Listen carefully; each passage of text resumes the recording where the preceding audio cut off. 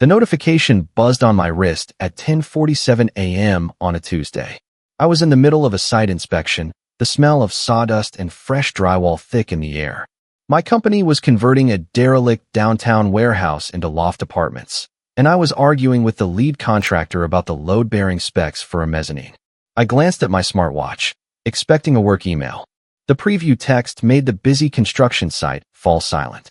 "Mom, we need to talk about the wedding. Can you call?" A cold trickle, like spilled ice water, ran down my spine. The wedding. My younger sister Emily's wedding. The event that had been the sole topic of family conversation for 11 months.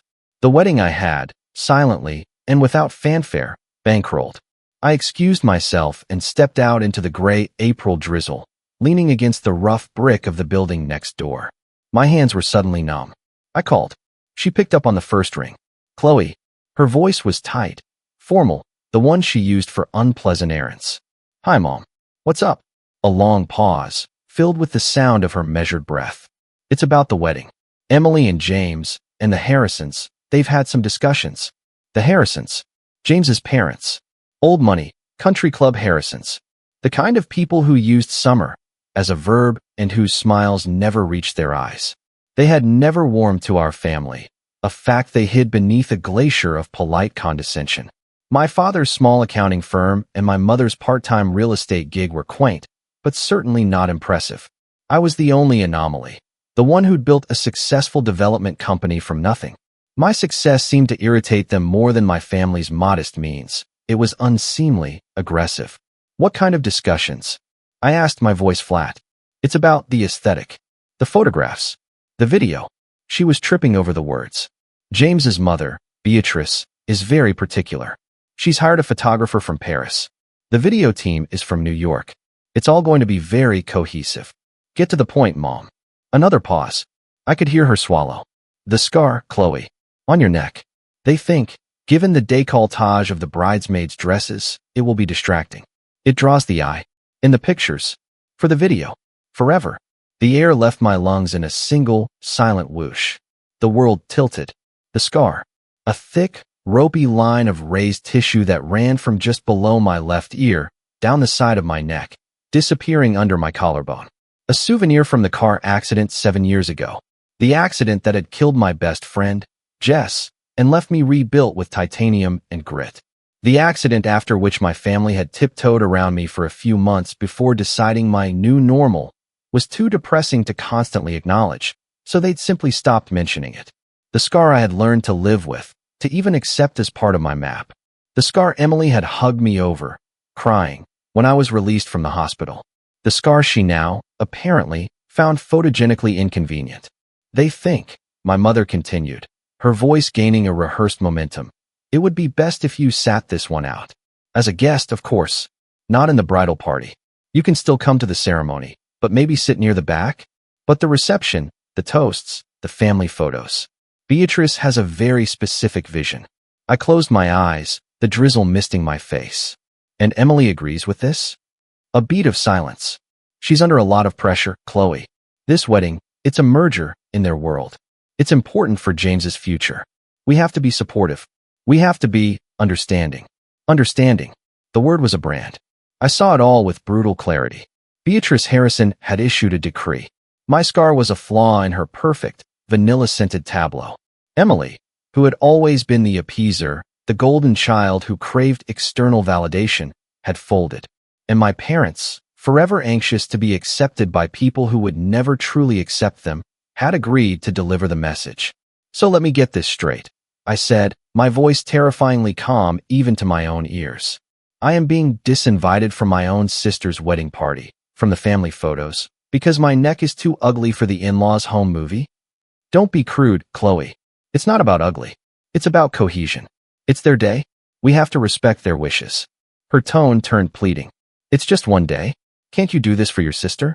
For the family? We'll have a nice dinner together later. Just us. Your father found this lovely Italian place. A scarciate dinner." The term flashed into my mind. A brutal, mocking phrase my father had coined in the hospital waiting room years ago, trying to diffuse the tension with failed humor. "Well, at least we'll save on necklaces for you now, kiddo. We'll call it a scarciate dinner. Get it? Like scarce, but He trailed off under my mother's horrified glare. The joke had become a sick, private family shorthand for any occasion where my trauma was an unwelcome guest. Let's just have a scarcity at dinner and not talk about the accident. They'd used it to silence me, to box up my pain and shove it in the attic of family secrets. And now, they were using it to erase me from a wedding album. I have to go, Mom. I'm on a site. Chloe, wait. I ended the call. I stood in the drizzle, the cold seeping through my blazer. The hurt was a vast, expanding universe inside my chest, but at its core was a neutron star of cold, hard rage. I had paid for this. Not just contributed. Paid for. When Emily had gotten engaged, she dreamed of the Avalon estate, a breathtaking vineyard venue perched on a cliff overlooking the ocean. The Harrisons had offered a modest, conditional contribution. My parents' budget was stretched thin. Emily had come to me, tears in her beautiful eyes. It's the only place, Chloe. It feels like us. But the deposit alone is $10,000. I had looked at my little sister, so desperate for her fairy tale. I remembered her holding my hand in the hospital. I wrote the check. Not just the deposit. The full venue fee of $28,000. A gift. My wedding gift to her. I'd done it quietly, without fuss. My parents knew. They'd sighed with relief. The Harrisons knew. They'd raised an eyebrow, a silent acknowledgement of my vulgar, new money capacity to solve problems with cash.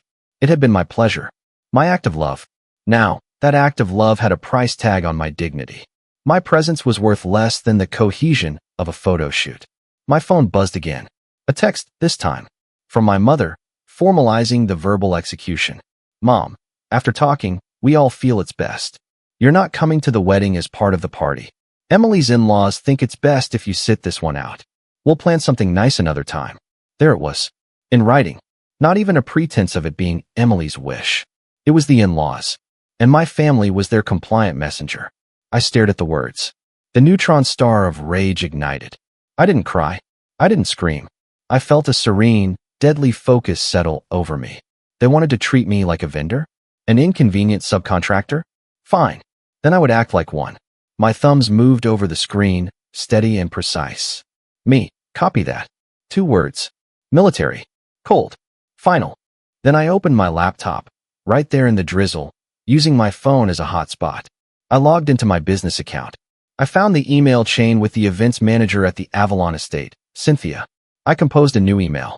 Dear Cynthia, please cancel booking #A22318 for the event on June 15th, under the name Emily Ross, soon-to-be Harrison. As the sole signatory and payer on the contract, I am exercising the cancellation clause. I understand the deposit is non-refundable. Please consider the $10,000 deposit as settled and cancel all further payments and obligations. Please send formal cancellation confirmation to my email only, *. Sincerely, Chloe Ross, CEO, Ross Development Group. I hit send. The sound was a soft whoosh of point of no return. The $10,000 deposit was gone. A sunk cost. The remaining $18,000 was saved. A small price to pay for my self-respect. For a few hours, there was only the silent hum of my own defiance. I went back to the site meeting, my focus sharper than ever. I approved the mezzanine specs. I fired the underperforming contractor on the spot. I was ablaze. The storm hit at 3:17 p.m. My phone exploded. It wasn't a call.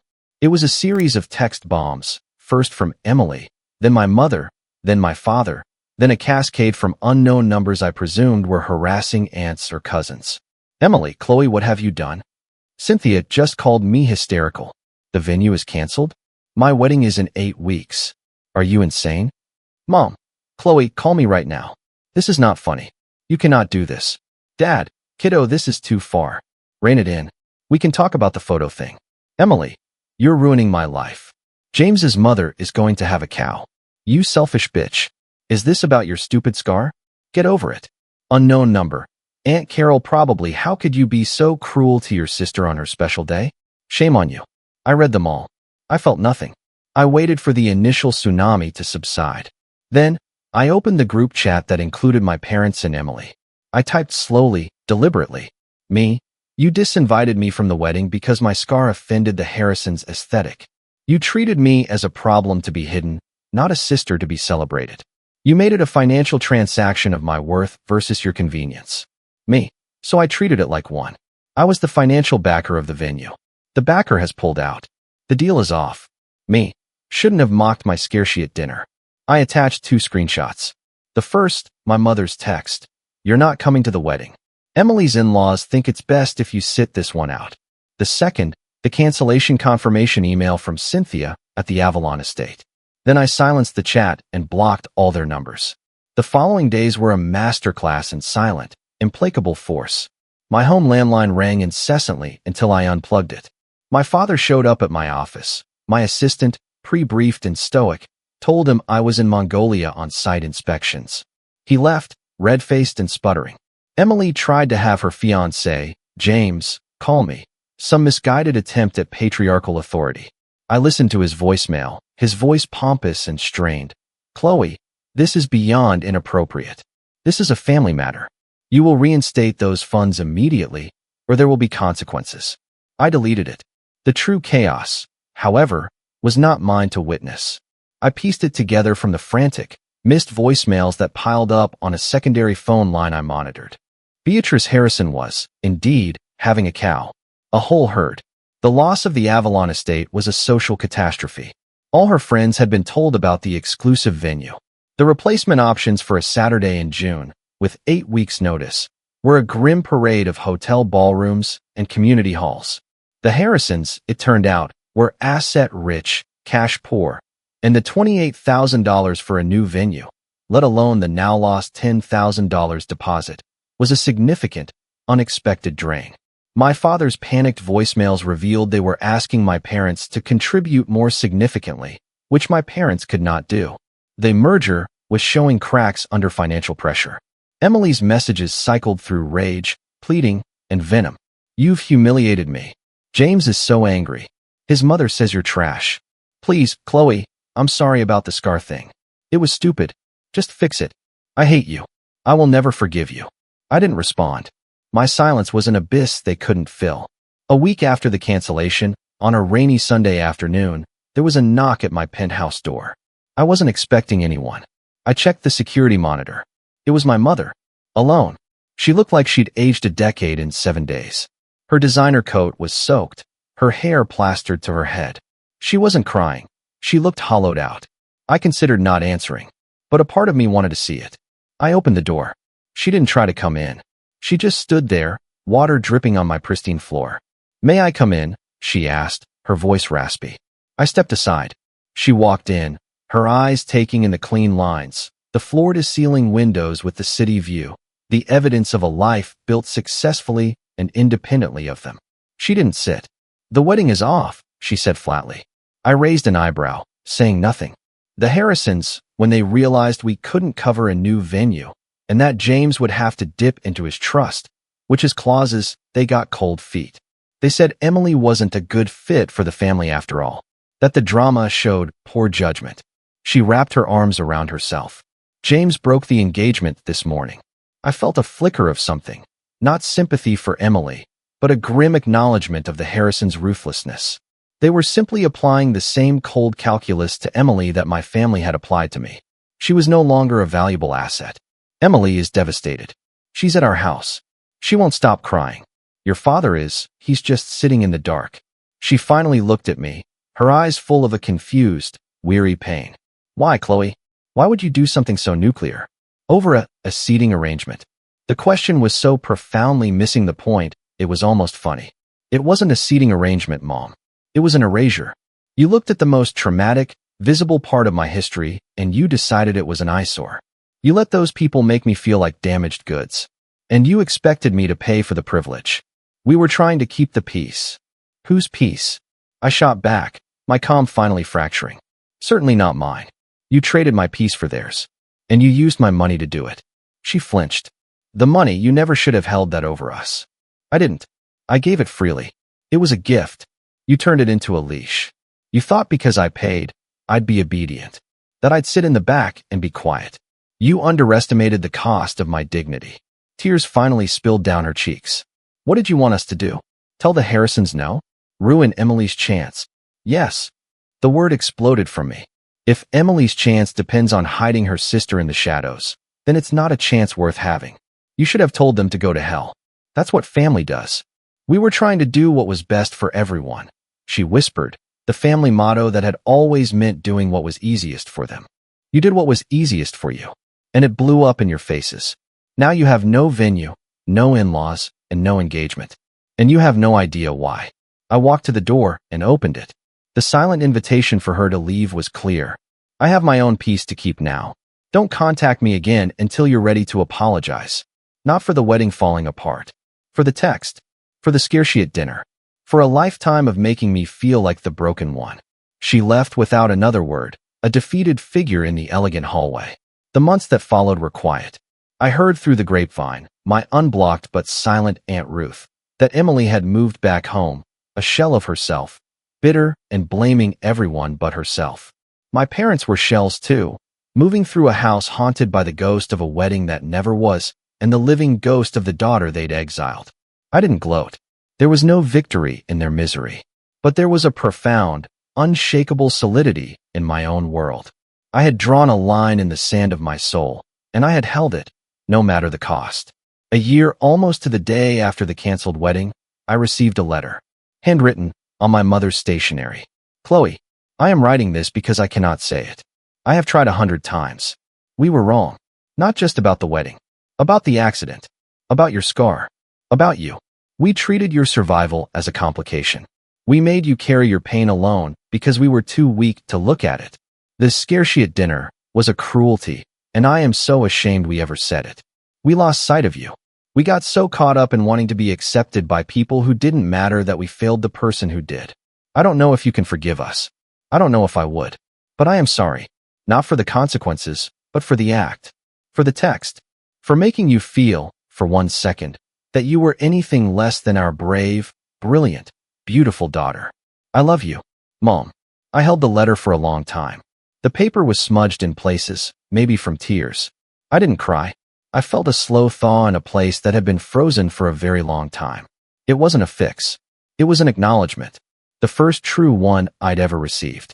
I didn't reply immediately. Some wounds need air to heal, not more bandages. But I didn't throw the letter away. I placed it in a drawer, an artifact from a battle that had reshaped the landscape of my life. I had canceled a $28,000 venue over a text. It seemed like an act of pure, petty revenge. But it wasn't. It was the price I charged them to learn my value. It was the cost of my seat at a table where I would no longer agree to eat scraps. They wanted me to sit one out. So I made sure the whole damn show couldn't go on. And in the deafening silence that followed, I finally heard the sound of my own worth, clear and unapologetic, for the very first time.